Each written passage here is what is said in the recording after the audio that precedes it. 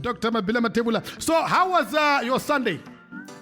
It was well and good. I went to church and I enjoyed the sermon, and I'm back home now. You enjoyed the sermon and you are back at home now at your studio, Dr. Mabila Mathebula. And today we are actually talking about something very interesting, how to deal with loss. Yeah, how to deal with loss. I thought you were going to ask me what was the theme of the sermon, and then I didn't know what to say, but thanks that we moved on to another topic. That was quick, Dr. Mabila Mathebula. Yeah, the theme was that listen to God because God won't listen to your logic. Oh, yeah. Yes, Dr. Mathebula. But that makes sense, eh? In fact, it talks to the fact that words actually have meaning, Dr. Mathebula. Indeed, they have. They have. And the words that we are also going to hear from Tiko and Vusani are actually going to be also very interesting. Yeah, I'm looking forward to hearing from them. Now, Dr. Mathebula, we are beginning. It's a tongue twister, it's a bit of a tongue twister. But today we are actually going to talk about how to deal with loss, Dr. Mabila Mathebula. So this is the topic that we actually are going to talk about. So how was this conceived, Dr. Mabila Mathebula, this topic? Yeah, well, it was actually conceived because when you talk about loss, people think about loss in terms of rents and cents.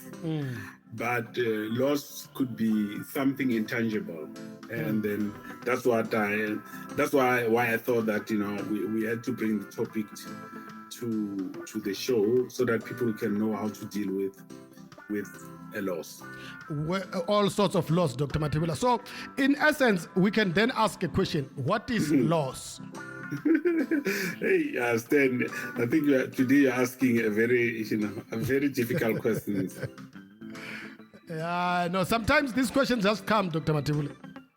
Yeah, well, a loss or losses are those voids in life that come from not getting what you want, need, or hope for.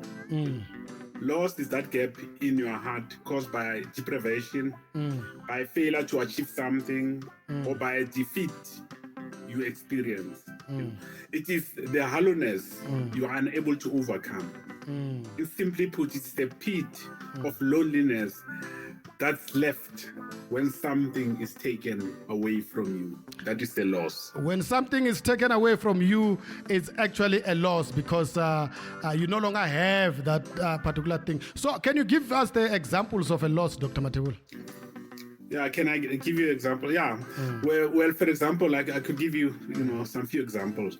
When a parent or teacher tells a child that you will amount to nothing in life, that person will experience the loss of value, respect, and dignity. Because those things are taken away from you. Or when a woman proclaims that her husband or boyfriend is a sexual flop, you will experience the loss of self-esteem or self-confidence. And also children who have been sexually abused when they were young by either their parents or by their birth fathers. Such people experience the loss of trust, innocence, safety, and protection. They become vulnerable. And then this is my interesting topic.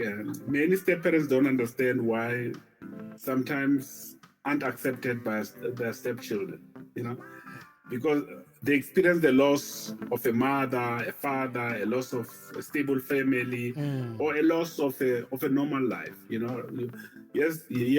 stand, you come across a woman, and then she has got kids, and you come into her life, and then the children might actually experience the loss and say, I wish we were, we had our real father, would be sitting around the table. My father would be doing this and that, or my mother, vice versa. That's a loss, And another type of a loss comes from unfulfilled dreams, For example, you were thinking that you'd actually get this position and you don't actually get it. and you actually feel that it's a loss, and you end up having shame, guilt, and emptiness. And another loss could be the question of unemployment, particularly our young people. Like for example, you have got qualifications, and then you end up applying for jobs, and then you are turned down, or you're not even called for interviews. Now, a number of our young people, experience that loss because they are forced to share accommodation with their parents, and then there's a loss of independence. That I was supposed to be independent. I was supposed to take my own risks. Also financial viability. I was supposed to be financially viable. And also the death of a spouse or a parent or a child. You actually feel that there's a loss. For love. Spiritual growth. Your father was going to talk to you spiritually, or your mother was going to foster you, emotionally, and then you're going to give guidance or support. And another type of a loss is, for example, imagine yourself, you are 28 years old, you are a woman, you've got 2 kids, and you are terminally ill, you have got cancer. You have got this loss of saying that, I'm going to miss out on bringing up my children, as a parent, because I'm going to die. That's why a lot of people who are dying, at times they've got unfinished business. It's a loss. I was supposed to have done ABC, but I couldn't actually do. Those are examples of losses. And very, most of them are actually very sad indeed. So, but how do we deal with this type of loss, Dr. Mathebula, considering all of those that you just mentioned? How do you deal with the losses? In fact, I believe that to deal with a child's loss, for example, as I've indicated, the parents need to understand the impact of the loss in their lives, because you'd actually find that some of the issues that your children are suffering from are things that you already suffered from as well. Now you need to go and do some introspection in terms of those losses. And then also you must talk to someone about your life. This is where I come from. I've been through mountains and valleys. These are the challenges that I met in life. And also you should consider a counselor or a concerned pastor to talk to you about these things. And also you can turn a loss into a profit. For example, by redeeming a person's self-esteem, by saying that you can make it, be positive in terms of life. Or by being an exemplary stepfather or stepmother. For example, if you look at Napoleon Hill as well as Abraham Lincoln, they're stepmothers, but those stepmothers were a profit to them as opposed to a gain. And they said, without those stepmothers, wouldn't be where we are. Yeah. So that's how we can actually, that in my view, that's how you can actually turn a loss into a profit. You can turn a loss into a profit, Dr. Mabila Mathebula.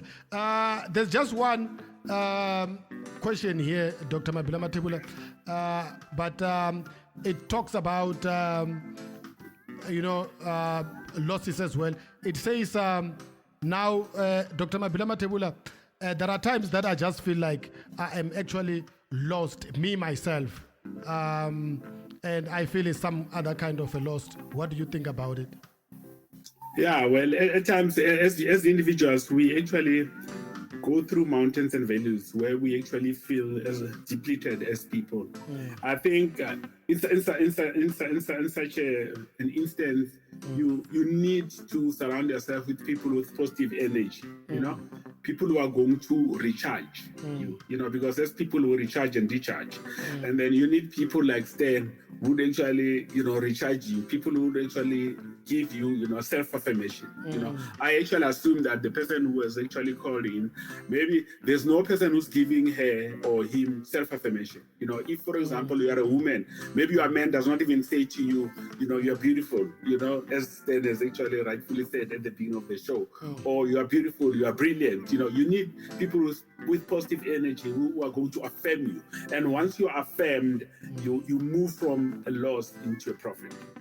And then somebody is talking about losing because of instant gratification, although I don't understand what they mean. Loss because of instant gratification. I don't know what it means, but I don't know if you can attempt to answer that one. Yeah.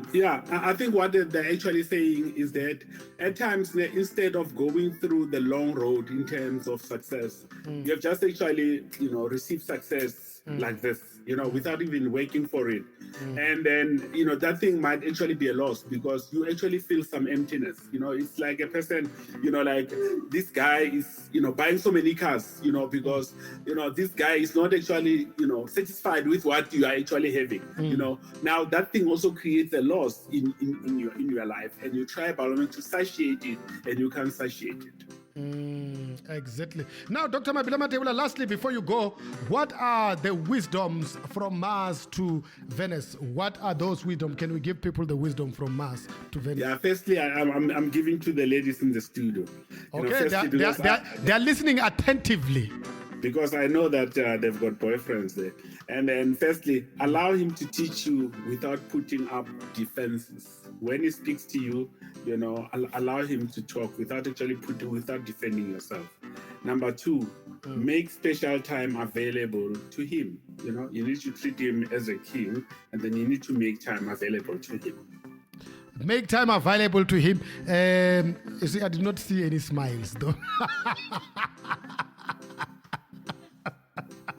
Dr. Mabila Mathebula, this is actually a very interesting advices, and we are not being biased. This time around, we are dealing with the advices from Mars to Venus. Basically, what it means is that men are from Mars and women are actually from Venus. Yeah. And we deal with human growth, Dr. Mabila Mathebula. Yeah, and the ladies there have to grow humanly. The ladies, did you hear that? You have to grow humanly. Dr. Mabila Mathebula, I would like to say to the girls here that, we are having an Ilogofisho Hipopokunoras Day, and whenever you come on, we just happen to have what is called Gaganchuan Day right here at VMC Planet Radio without having any vicissitude of life, and we're talking about not being interested in any krinking krankum, Dr. Mathebula. Hey, Stan, I can't say whatever you have said verbatim. It's so difficult. So maybe let me tell the women there what do I mean by verbatim. Verbatim, it means word for word and letter for letter. Letter for letter. But I made sure that Dr. Mabila Mathebula, we don't have any adverb that are fighting for with the adjectives or nouns or anything, Dr. Mathebula. Yeah, no, we speak simple language today. Thank you so very much, Dr. Mabila Mathebula. We really like to appreciate, and we always appreciate you, Dr. Mabila Mathebula. We owe you a debt of gratitude, always. Okay, thank you, and then enjoy the rest of the show. Thank you.